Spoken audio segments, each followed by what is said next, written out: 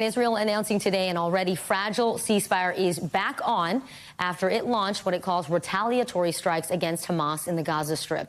The Prime Minister ordered the strikes, accusing Hamas of violating the agreement by failing to return the bodies of dead hostages and firing on Israeli troops.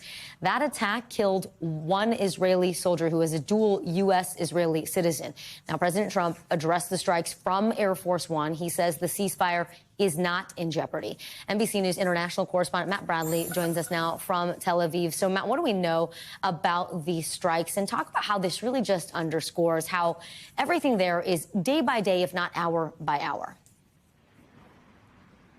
Yeah, it really underscores how tenuous this ceasefire is, but it also underscores something else, which is that we've seen this now for the second time. This is the second episode where the Israelis have said that Hamas have violated the ceasefire. The Israelis have complained that Hamas aren't turning over the corpses of those dead hostages, and the Israelis have subsequently attacked, launching airstrikes across the Gaza Strip.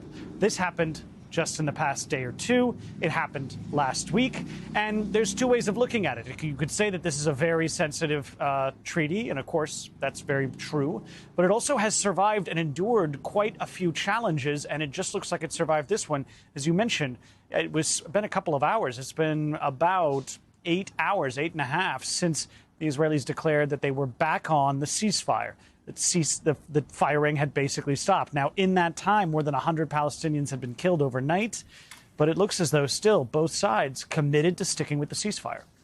You know, Matt, Israel is also reporting that it has evidence of a staged hostage recovery in a video with blurring that we didn't do that blurring. But what can you tell us about that video that is floating out there right now?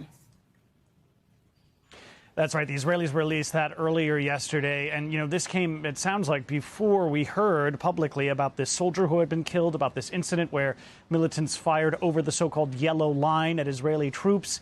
The Israelis claim that this video, shot by a drone, shows Hamas operatives taking the human remains, presumably of one of these hostages, bringing it out, burying it, and then bringing the Red Cross to come and, quote, discover this body. So basically they're saying it's fake, and the Red Cross has reacted with outrage.